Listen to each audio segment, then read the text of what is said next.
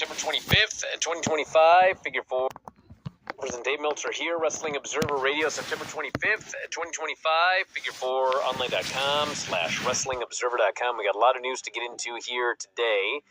And we're going to start with the story on Masha Slamovich, who has been removed from a number of shows, including the TNA show this coming Friday night, where she was scheduled to defend, or she was challenging Ash by Elegance for the Knockouts World title with Indy Hartwell as the special guest referee. That match is not taking place. A number of other indie events she has been taken off of as well. After Sports Illustrated, TNA talked to Sports Illustrated and basically said they were looking into allegations of domestic abuse that had surfaced on social media. And she was then removed from, let's see if we've got a list here, Prestige Wrestling, where she'll be replaced by Shayna Baszler, and a couple of others as well. TNA Wrestling, obviously. The West Coast Pro show November 1st. West Coast Pro. So anyway, a lot of allegations. There was a Dropbox full of text messages that Tom actually said he went through all of them. He said there were like 50.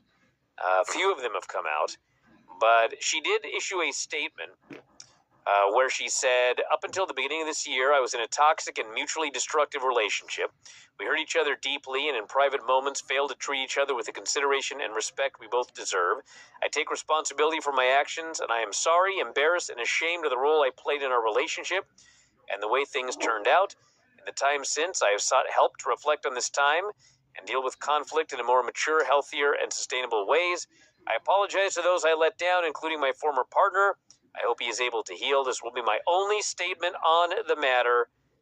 And she signed it, Masha. Yeah, so her partner is Akira, who's an independent wrestler, who's done, MLW and a little GCW and a lot of other places. And it's going to be tough for her. This is not a very forgiving fan base right now when it comes to things like that. So it's just going to be real tough. So anyway, that's the statement.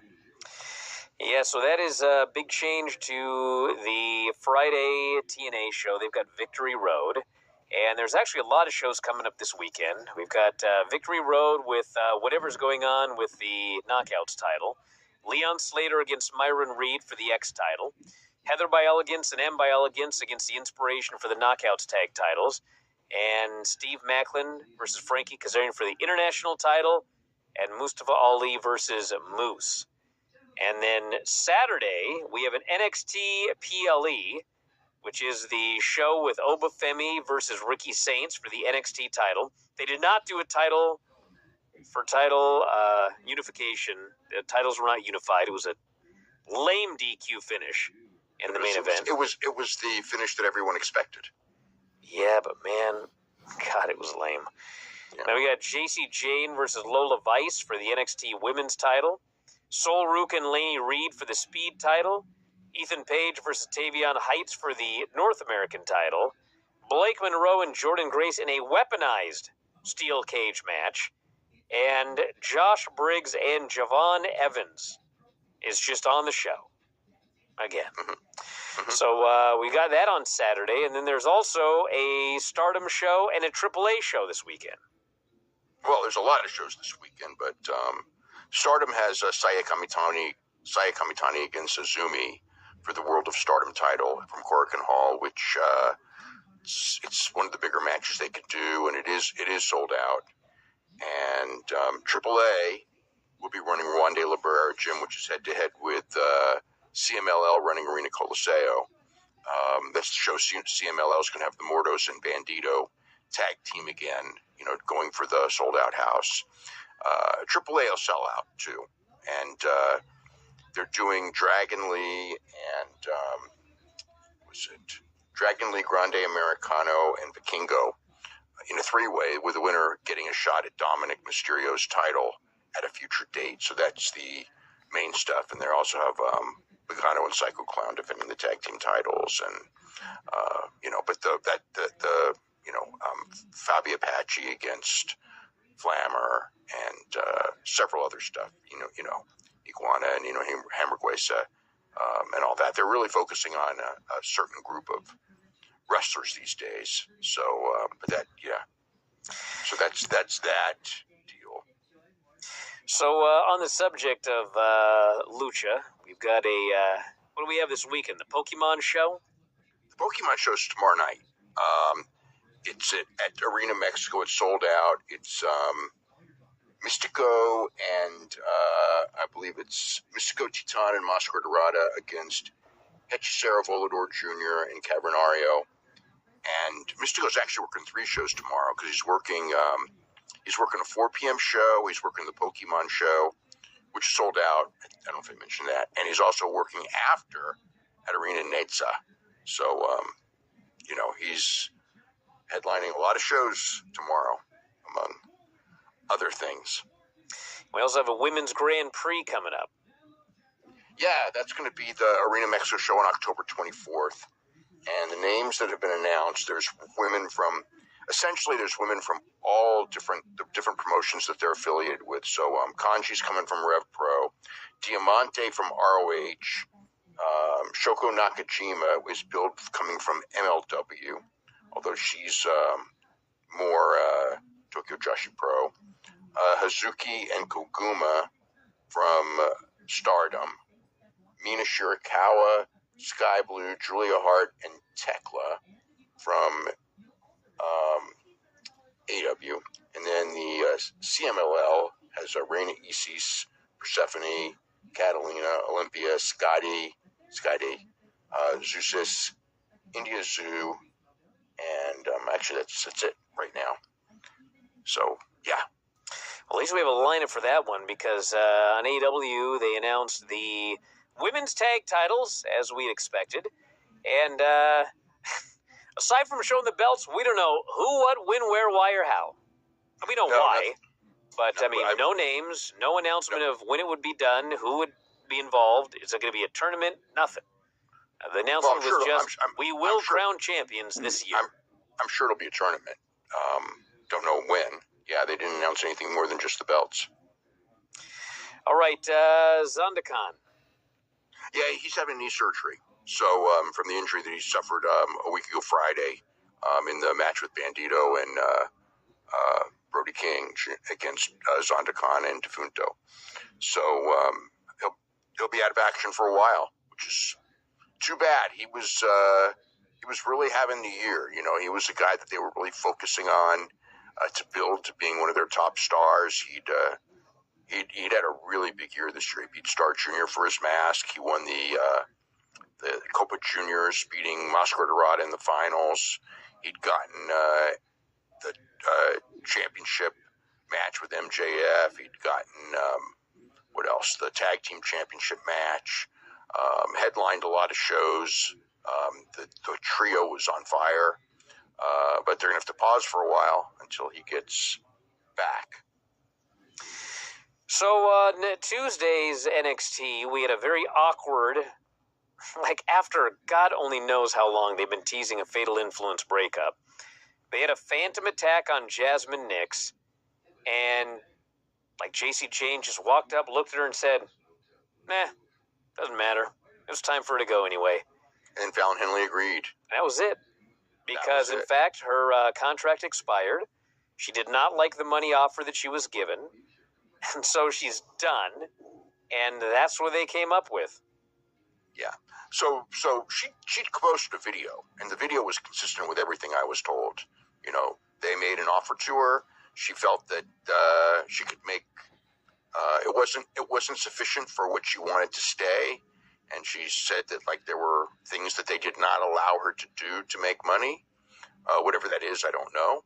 And so she decided to leave. She was a pro soccer player when they recruited her. At least she was playing in Iceland at the time. Even though she's from, United States and played college soccer at West Virginia University. And I don't know what, I don't know what her plan is. Her boyfriend's a big reality star. He's in Squid Games, or has been in Squid Games, among other reality shows on Netflix that he's been on. and he's kind of trying to be, well, whatever. He's trying to be a controversial character to get attention and whatever. But yeah, I think that the deal is if she had gotten on the main roster, I'm sure she, it's the same. The difference in pay is such that I would bet that she would stay, and whatever it was, they made an offer. And, she didn't take the offer, and that's the way it goes. So what's going on with Gail Kim? There's a lot. It's kind of a weird thing. So I kind of have been following it more than I want to. But anyway, what appeared that started it was there's A24 is doing a movie on death matches, and she made a comment about not liking death matches, not thinking it was good wrestling. It's not the wrestling that she does type of stuff. She's entitled to her opinion on that, and Brett Lauderdale kind of confronted her, because that's, GCW is in all death matches, but that's what they're known for. And, basically said, to watch the movie, and whatever. So it was just basically an argument, about whether death matches are real wrestling. And she did the stuff, it's like, like it's, whatever. A lot of people don't like death matches. A lot of older wrestlers don't like it. A lot of younger wrestlers don't like death matches. I'm not a fan of them. I don't want to knock. Here's the deal with wrestling. Like if you can do it and you can make money doing it, that's what pro wrestling has always been, for better or for worse. I don't necessarily, guys take a lot of risks, for very little money, but guys that work indies do that anyway. And a lot of guys that, take crazy bumps on indies for very little money, and a lot of deathmatch guys take crazy bumps on indies for very little money as well. And, some guys, there is an art to death matches at a high level. Anyone who, would, whatever you like or don't like about it, like a guy like Jun Kasai is an incredible worker. He, as far as like knowing when to, every basic thing, psychology, when to do when and all that. He's great. His execution is great. I'm not a big fan of sticking skewers in your forehead and having them all stick out and everything like that. But I can't deny that the guy is a great professional wrestler. And, a lot of the guys have come from that, to do well, in other places and everything. But, that's where it started. And I think it probably would have ended. But somehow Jim Cornette was involved, and she backed Jim Cornette, which led to people on the internet going to her and going like, did you realize what he says about Riho? And that's when it really got bad, because then she said that, she didn't think Riho was believable, and she claimed that she had seen Riho once, and she thought that she was like, a schoolgirl, and they were shooting up her skirt, that she wears, and she found that very creepy. And that led to a whole lot of stuff, because, there's a lot of people who were defending the situation. I don't know if such a thing happened. Like, I don't recall it. That doesn't mean it didn't happen.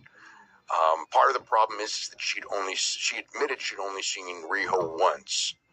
So, and it's very clear from a lot of things. Like, she had no idea, what Jim Cornette had said about her or anything like that. So she's really, I don't think she really pays a lot of attention to wrestling, maybe outside of TNA, who she worked for, which was an issue, because she didn't really seem to know a lot about the death matches either. It was just kind of like that veteran snapback thing. But the Riho thing obviously cut a cord, because she just, the stuff that, the schoolgirl and blah, blah, blah. And, the issue, and a lot of people know it, is that, Riho was horror. You know, I mean, a lot of the women wrestlers get a lot of shit on Twitter, and everyone does, and actors do, and actresses do, and models do, and all sports athletes do of any renown. I mean, it's just part of the negativity. But Riho gets it worse than most, you know, and it was, and the stuff that Riho and Hikaru Shida got was so ugly, so horribly ugly, and I'm sure Gail Kim didn't know about that. But by doing that, it was people took it as taking the sides of the people who bullied Riho off Twitter and you know, said horrible. President Dave Meltzer here, Wrestling Observer.